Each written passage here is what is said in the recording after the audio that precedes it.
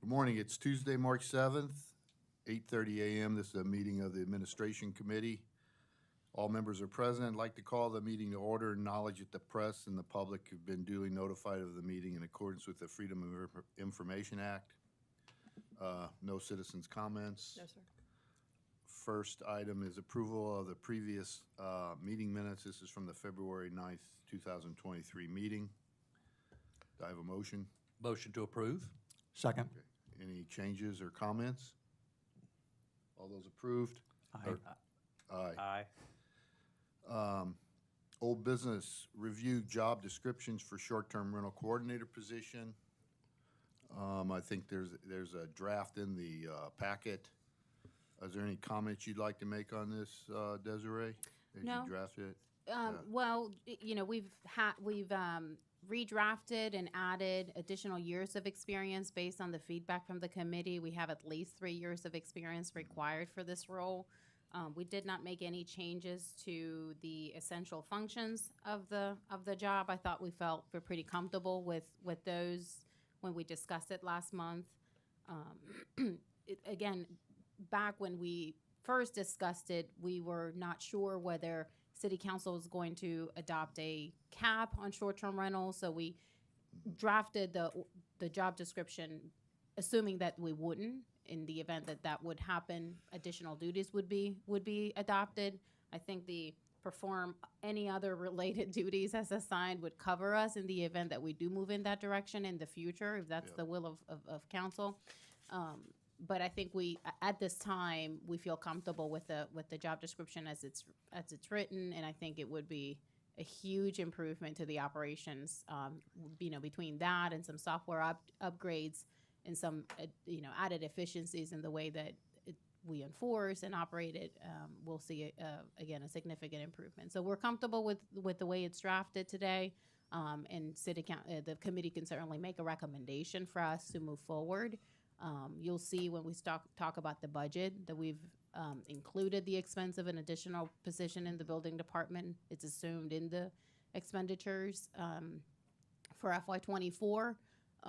But I do think that if we want to entertain a conversation about how quickly we can get this person recruited and hired, we can start sooner before than when the council approves the budget for FY24, which starts in July.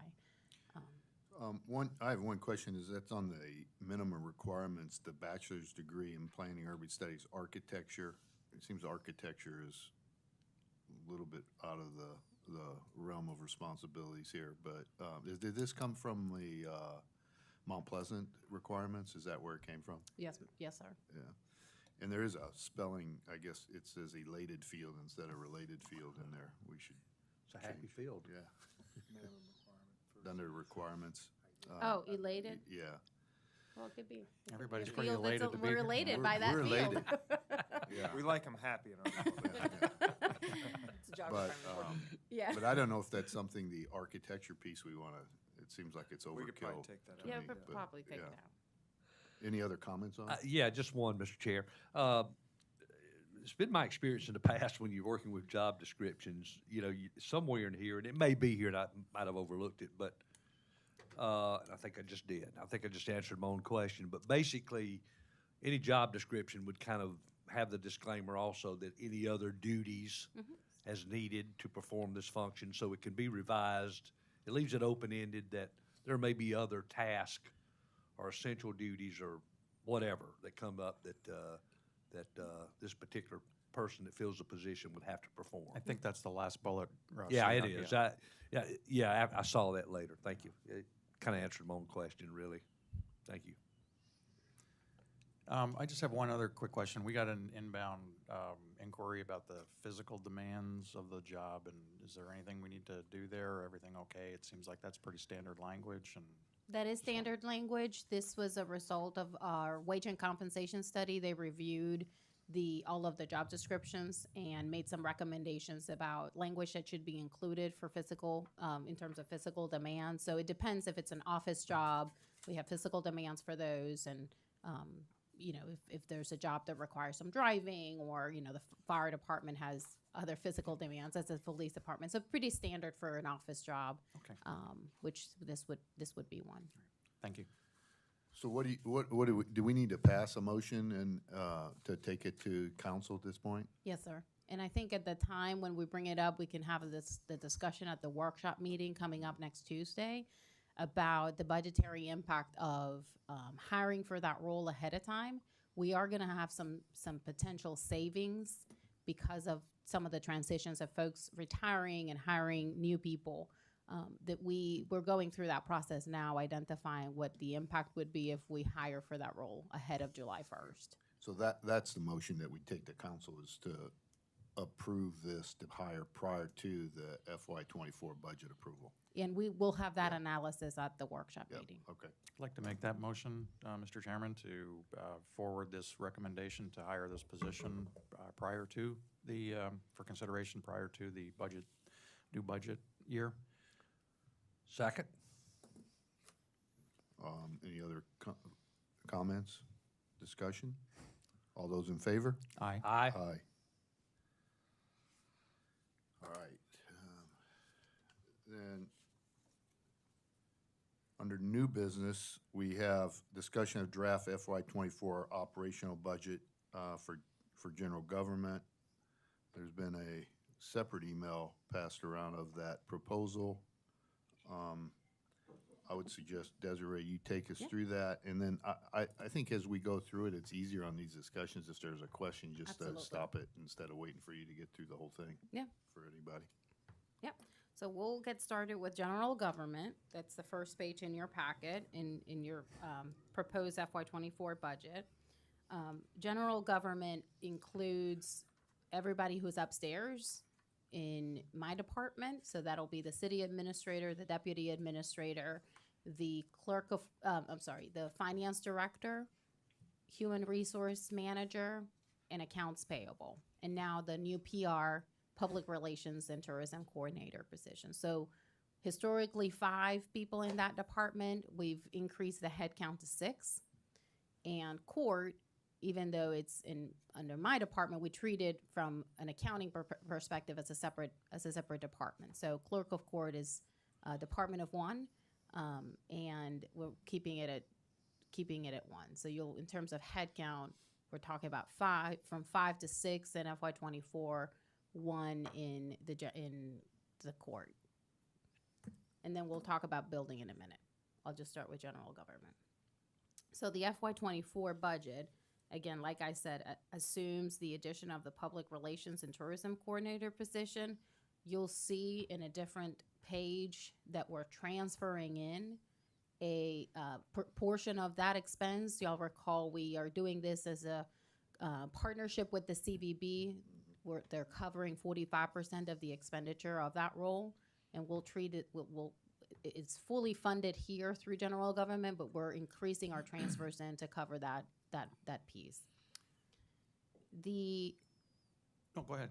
Well, the only thing I was gonna add to the salaries and wages item on line item number 5 is that it assumes a 2.5 merit increase for all employees. That's something that as we go along, this is a very first draft of the budget. As we go along, we are going to be looking at what other municipalities are doing, how the market is doing, how our positions are looking in terms of compared to market, and based on the compensation philosophy adopted a couple of years by council, and make any recommendations if that figure should change. I have one question.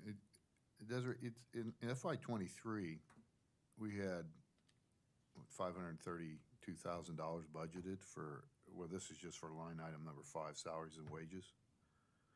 But it's only going up marginally, and it includes a 1.5 heads plus a 2.5% merit increase. Doesn't seem like, did we have something budgeted in 23 that we've not filled? So a couple things. In FY '23, we budgeted the finance director position for we budgeted that role, and then 6 months of an overlap. Yeah. We will have some overlap, but it's not going to be 6 months. So there's some savings there. The other difference between FY23 and FY24 is, as you all know, our accounts payable, Laura, is retiring after 28 years. She is at the highest, she's at the higher end of that range. We're not assuming filling that role at that higher rate. So that's why there's some savings, and the net increase that you see for FY24 is 8,000. The other thing to think about is in FY23 we included $60,000 for a contracted role for PR, and we decided to reallocate those dollars to just hiring a full-time position. So that's why the impact is not that higher compared to FY23. Is it possible, I'm looking at the percent increases, and these are gauged off of the budget, a budget, so like the prior year budget, and those are all great explanations, but it looks like actual FY22 to budget 24, we're up almost 45% or 44%. And if I look at actuals for the January to December, and I think you've explained most of that, we're going from 626 to 743 on the actuals. That's about another 18 or 19%. Is it possible for us to get headcount schedules kind of along with this so that we can see what the changes are from, I think we're adding new positions, others didn't get filled, but comparing budgets to budgets is a good gauge, but I think comparing budgets to actuals also gives us what the run rate is going into the current year. So I think that would be helpful. And one thing we'll add to this schedule is the FY23 forecast, and I think that'll be helpful to your point, Councilmember Pierce. So the next draft that you see will add that column there. Yeah, and if we can get all the headcount schedules, I think that would be helpful. Okay, we can do that too. Other thing I wanted to highlight, lines 15 and 16, that includes the debt service and principal, the principal and interest for the debt service related to the public safety building, GO bond, the 3.5 drainage bond that the council approved a couple of years ago for phase 3 drainage, and 40% of the debt service for Fire Station 2.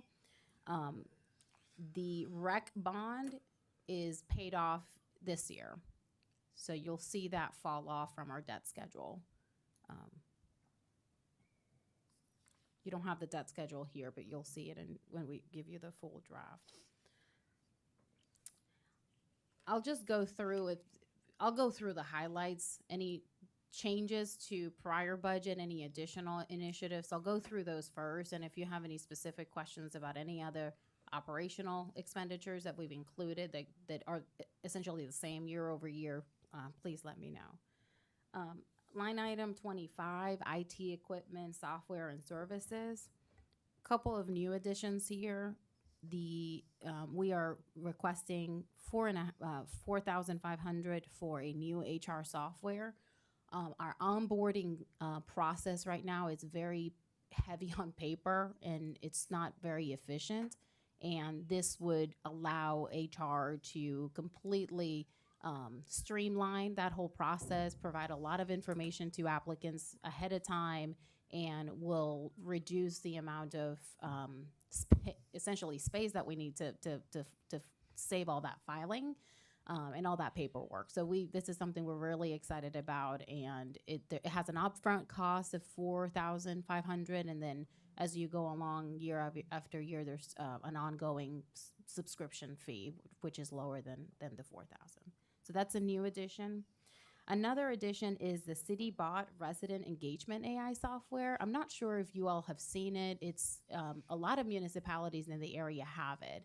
And this is an AI-powered system that allows us to communicate directly with the community. It is very interesting, and I'll send you all a video, just a promotional video of how it works. But people do have to sign up ahead of time. But once they do, they can get information directly to their phone about upcoming meetings or emergencies. When we're, again, under an evacuation order, for example, under an emergency situation, it allows us to be proactive in getting that information to the public rather than the public relying on going to our website or going to our social media sites to get information. So this is something that, you know, I would include in the responsibilities of the PR, the new public relations and position. And just, again, another proactive way of enhancing citizen engagement. If we create a newsletter, which is a goal that we have this year, that could be pushed directly to the community and to citizens. And folks can sign up ahead of time and select the different themes that they're interested about. So we're not bombarding people with spam email, you know, according to them. It's going to be depending on people's interests. So that's a new addition. Again, it's a $14,000 expense first year. As you go along, that figure goes down, but there is an annual recurring subscription fee for that. You say you have a video that explains that in more detail? Yes, and I'll share that with you all. Okay. We added a placeholder of $10,000 for new software as you know, again, we've added a new role. If there are systems and resources that would facilitate their work, we want to have some placeholder there that would allow us to add that throughout the budget process as necessary. One other item under that category to me is, what are the assumptions on the new software for short-term rental compliance? You'll see that in the building department budget. Okay. All right, going down to line item 34, employee training. We have $5,000 for City Hall employee training, $2,000 for a safety program that's ongoing. We've had that for several years now. And then, as y'all know, we have a citywide tuition reimbursement program. It's by request. Employees have a certain deadline to submit that has to be approved by their direct supervisor and department head. Then they go to me. So those are the ones that's the amount that has been requested for this coming fiscal year. We have had a lot of participation. I think it's a great initiative from the city to continue to support that. Again, we do see a good utilization of that incentive. This is more of a curiosity question, but do we either require or suggest or encourage employees to get certain number of hours of training per year relative to their field, like 30 or 40 hours? Is that part of their personal objectives? And do we have enough money in here to cover that kind of an objective? It depends by department. We do have some standards for certain departments, not across the board, and that's certainly something that's why we're enhancing that line item to allow for the flexibility training. of more training. Correct. Yeah. Desiree, if someone completes a course and has requested tuition reimbursement, is the reimbursement 100% on our part back to the employee for successful completion of the course? It depends on their final score. Yes, that's what I was going to ask. Yes. Okay. So there is a scale and a chart that essentially guides what the percentage of the reimbursement is based on, you know, how they perform. And there is a responsibility to commit time to the city after completing a course. And Right. if we have an employee that was that took advantage of this program and left within 2 years, they would have to reimburse the city back for that expense. Okay. All right, I'll keep going to line 37, contracted services. Here we keep the $30,000 for the grant writing and management services, which has been great. we want to have more of that, and clearly we've had really great success in the 2 years that we've been working with our grant writer. We kept $30,000 for traffic engineer consultant on an as-needed basis. $15,000 for the initiatives coming from the Environmental Advisory Committee. We've also included there the ongoing costs of the recycling composting service and the glass recycling. I know we're doing both of them as a pilot program, but putting it in the budget would give us the ability to expand it if we think that's necessary. We have the $48,000 for the lobbying firm that we engaged a little over a year ago now. and then just a general provision of $10,000 for as needed professional services needs. Miscellaneous and contingency, line 39. We've included the $12,000 for an employee appreciation event that we have at the end of the season. 25 for the holiday party, which we brought back last year. And then a placeholder for additional employee engagement events throughout the year for $5,000. And that is a line item that's, that $5,000 provision will be managed by our HR manager, developing events throughout the year to increase citizen employee engagement. All right, I'll keep going to page number 3, Capital Projects Fund. Highlighting the line item 52, capital outlay. Here we've included that FEMA mitigation program, the FEMA mitigation grant that was received by a citizen of the island to elevate their home. Y'all recall we've kind of had this for a few years. It's not a project that's controlled by the city or managed by the city. At the time, the first grant award was for almost half of that amount. The bids came back much higher. The citizen went back to FEMA, had his budget reapproved, and his allocation increased. That's the new number. We do think What is the new number, 625? 625, I don't know, 100% offset by a FEMA mitigation, hazard mitigation grant. but we have almost, in this line item, almost 1.7 million. Yes, I'll keep going. Oh, okay. We have $18,000 for City Hall fence replacement. That's the fence that it's behind on the left-hand side of City Hall. We'll need to get that replaced. Reframing and the metal doors at City Hall, that needs replacement at $30,000.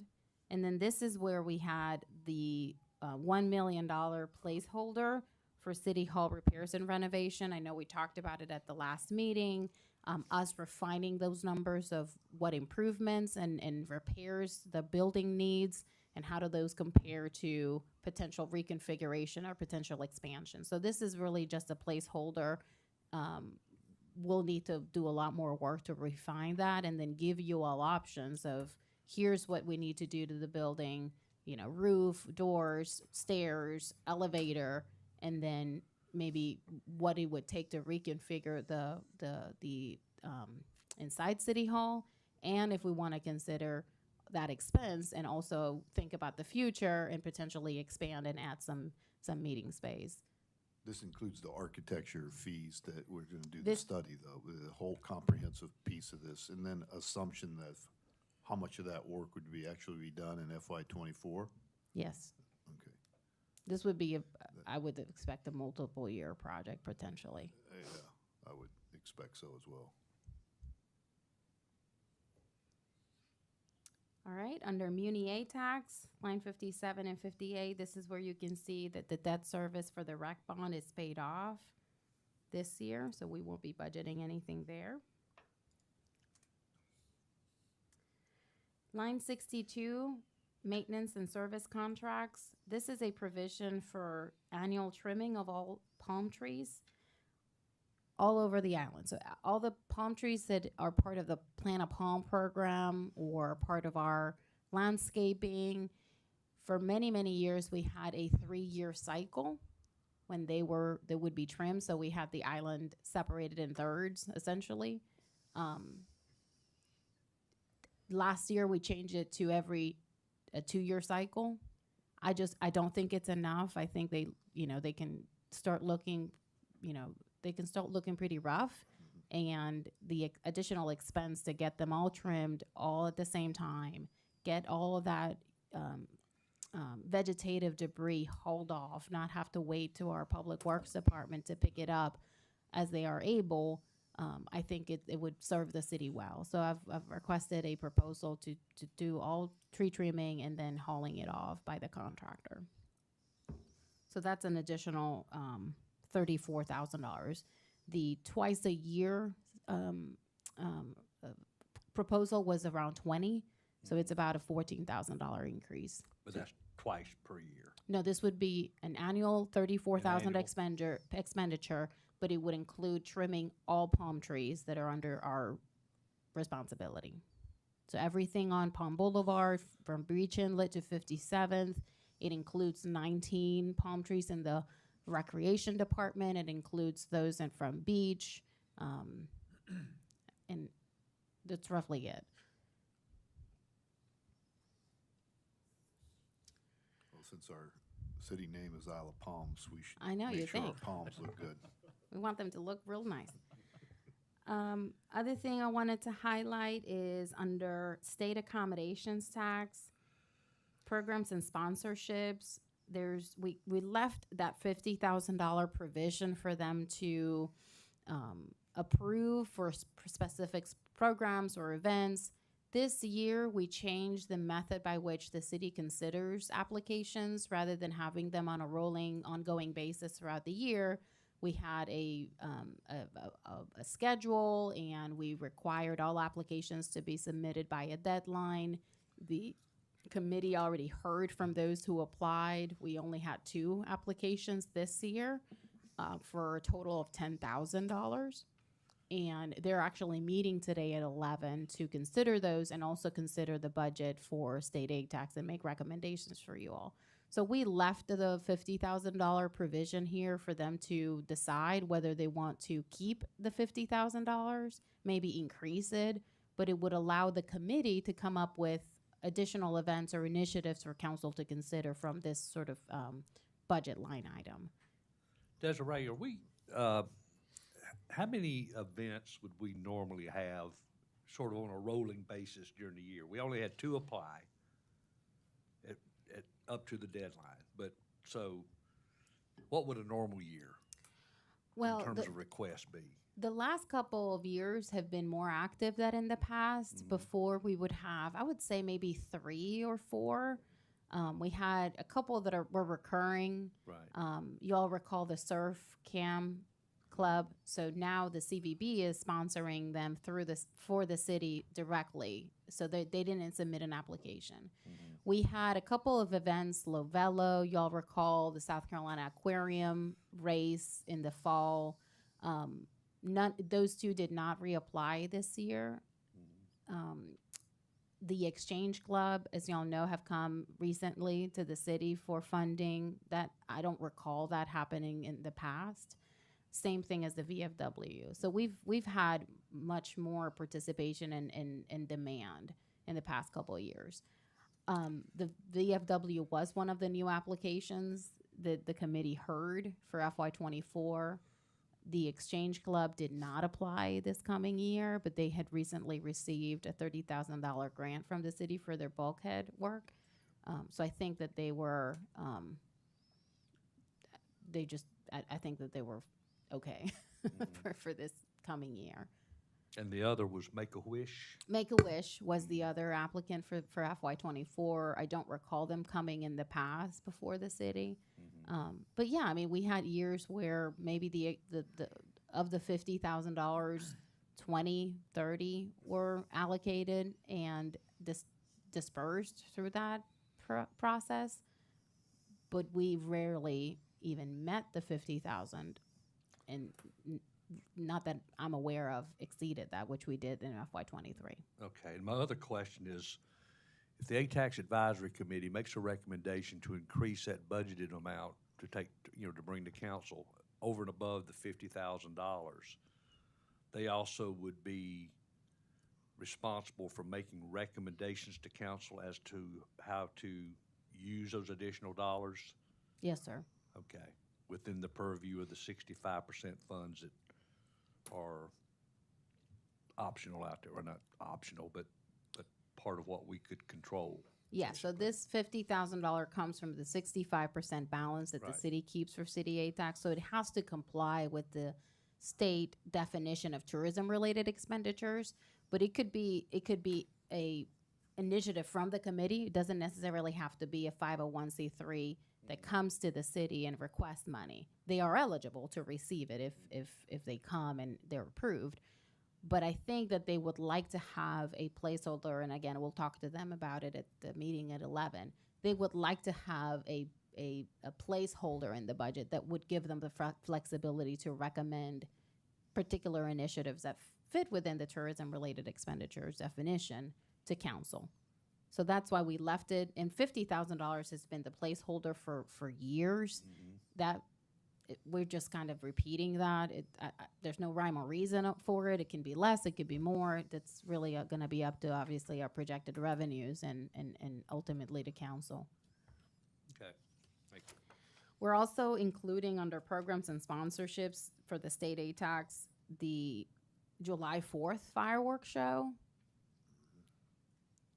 It has increased about $10,000 from prior years, and that's the price increase that we received from the vendor. It had rarely changed for many, many, many years. We typically budget $25,000, and an additional $10,000 for incidentals. This time, the price of the fireworks show, if we want to have the same type of, of time and I guess shebang with the fireworks show that we've had in the past, then it's going to be a little bit more expensive. And we're assuming that increase in this draft.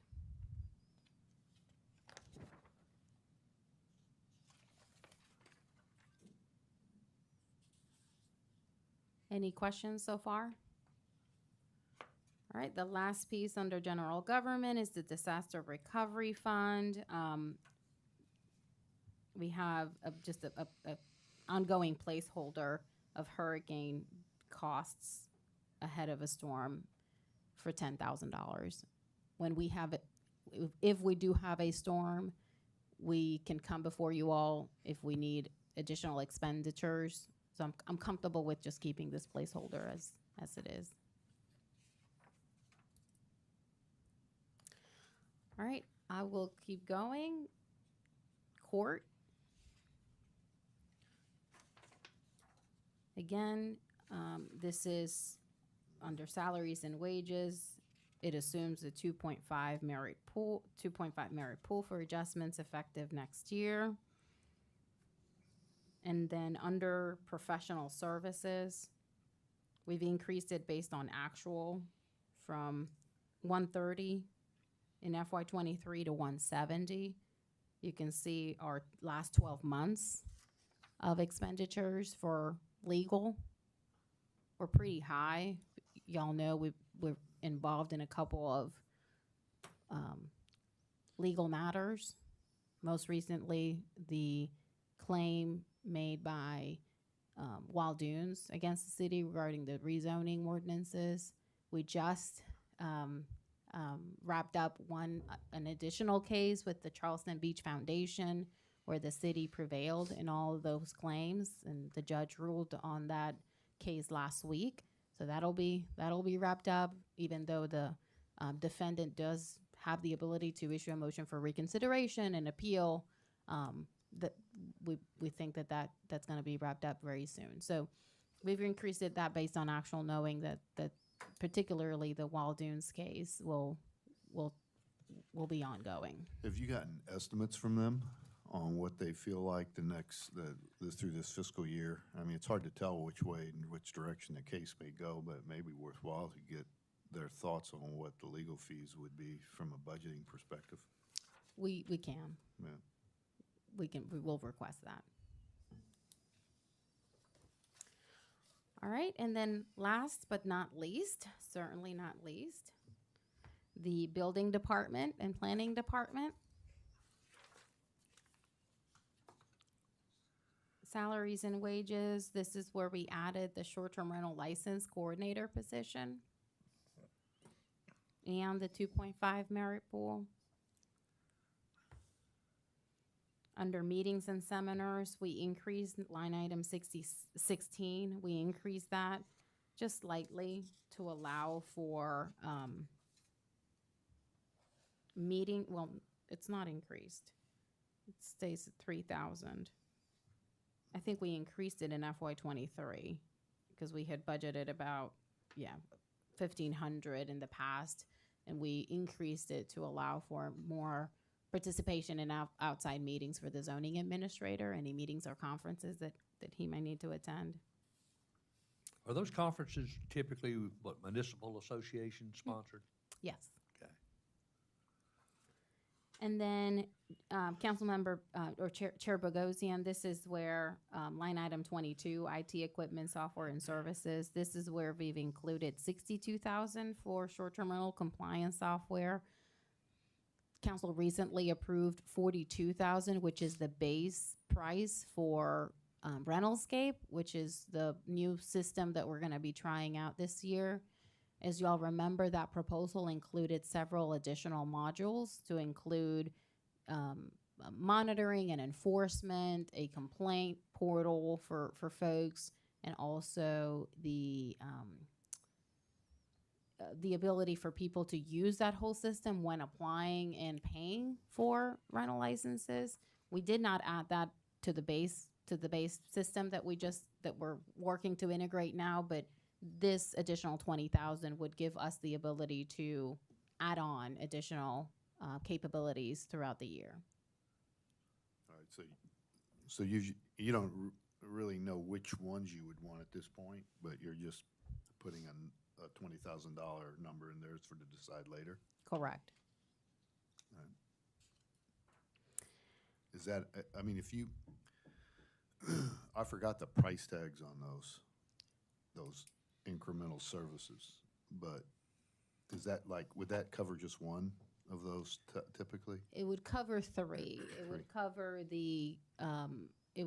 the portal for people for the user to use to submit applications and pay, and it also included the complaint portal, if I'm not mistaken. It covered the letter writing campaign. Part of it is kind of behind the scenes. It's writing letters without staff interaction. It included that. I can't remember the module we thought we could do without, but it included most of the options that Rentalscape offered. Okay. There was one I think that we did not include, and I can't remember the details on Yeah, that. I can't but we remember can- either. But yeah, we can look at the proposal, and we all have a copy of the proposal. If there's Yeah, any yeah. one of those in particular that you want to make sure we include a placeholder to support, we can certainly increase that number. I think we included most of them, of the additional capabilities. The only other thing that that is changing that I wanted to highlight is we've included in that line item a provision for a new permitting and licensing software. So throughout this whole process of us identifying, the potential for better and more efficiencies in the way that we operate, we receive information and process it, we believe that it could be greatly improved by having a new permitting software, either by tying it to our financial software that we have today, or we just want to have options to look at what's out there. Right now, it's very fragmented. There is a system for people to submit information through our website, but that's not tying to our current to the other softwares that we use to process that. And I think there could be enormous efficiencies by redoing that. And this would give us the ability to go out on an RFP, get a couple people in here, look at our operations, and make some recommendations on how to improve it. It takes a lot of time, man hours, to process a lot of the information that comes in, and we think that there's definitely opportunity there to improve it. Yeah, I think anything you can do to help the staff automate or take some of the rote hand processing will not only eliminate errors, it'll help you reconcile. I'd have the same question about the business licenses. I think, Douglas, you said we've got, 3,500 or so, or 3,800 or so rolling in every year now. And it sounds like it's a very highly manual process. I know the state's looking at doing some things as well, but is there anything that we should put even as a placeholder to help along those lines for some even desktop tools or anything for the building staff or the accounting staff to try to get move away from the whole manual processing hand to hand, which can open up for leakage and errors and other things, and help automate, even if there are some rudimentary tools that could help, either analytic or processing. I think all of that would be helpful, and I would support some placeholder, even if we don't know what those are yet, but there are tons of off-the-shelf type of tools and analytics that could help maybe automate some of that. Yeah, and that's what the goal of this placeholder is, to allow us to do that. Again, this is the very first draft. We'll refine that as we go along in the next couple months. And if we need to increase that based on what we're seeing out there, then we'll definitely come before you all and suggest that we adjust that number. Okay, great. That's all I have. I've kind of went through the highlights, changes, additions. If there's any questions that you have, happy to do that. We'll work on that headcount schedule that you requested earlier, and we'll provide that ahead of the workshop on the 21st.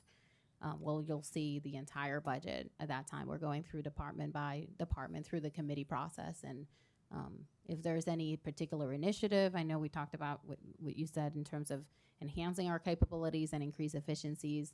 If there's anything else that you'd like for us to look at and consider, let us know, and we'll incorporate that through our draft. I have one more question, and it's maybe a small item. I think we got a $25,000 placeholder for street signs. I don't, driving around and running around the island, there's a lot of, and I don't know if this is our responsibility, the state's responsibility, some of the county, but there's just a lot of vegetation that gets in, they're overgrown. Some of the signs are either tilting, falling, or missing. I think that running around the island, you can still see construction signs from projects that might be a decade or longer old.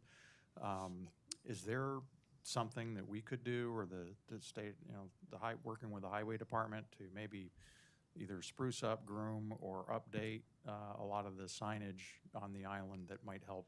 It also help from a safety situation. I encountered one recently where some palm trees or fronds were completely covering a stop sign at an intersection in the neighborhoods, and obviously the cars were just kind of flying through there. So anyway, just something to consider. I don't know whose responsibility it is, and it's nothing urgent, but maybe we take a look at some kind of an island-wide spruce up of the signs. So I'll say we had this conversation at the department head level late last year as we prepare for the season. The police department conducted a full inventory of all the signs related to the beach parking and ordered those that were missing. I'll get an update on those, on when they're going to be installed. Livability also went through and addressed some of the overgrowth around some stop signs. I know that there were some in this area towards the breach inlet, and I've received pictures of those improvements. If there's any particular that you've seen, let me know. But that's kind of an ongoing effort that we have, and with Public Works and the police department, who are out there identifying those that are missing and replacing. Last year, we also had personnel go and clean a lot of the older signs that just have muck. So we're doing that currently. Is that our responsibility, or because they're on state roads? Is it a mixed use kind of a responsibility? I think if we have a higher expectation, then we're gonna have to do it. The state's not gonna send folks to Didn't think so. clean or replace signs. So that's really something that we've kind of taken up by ourselves. I know in working with Robert Acero in regards to SCDOT, I mean, just for example, right here at 41st where we had the sinkhole, it takes months really to Yeah. get To get their attention. to get a Yeah. crew out here, and it's I guess And I get that. we're in a queue, Sure. and so it just takes months to get even a simple project done sometimes. So Better best to thing to do is take DIY. our own Yeah. trimmer, trim them ourselves, I guess. Yeah. They're also, DOT requires us to just put them in the sand. We can't anchor them with concrete or anything like that. So any wind over about 30 miles an hour, they On all top of the twist, sign. they all Yeah. turn, they all lean. So it is just a constant, maintenance piece.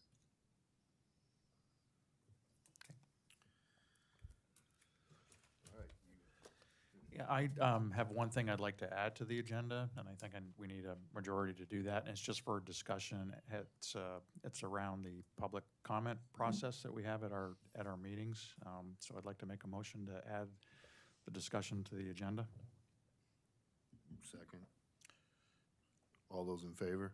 Aye. Aye. Opposed? Nay.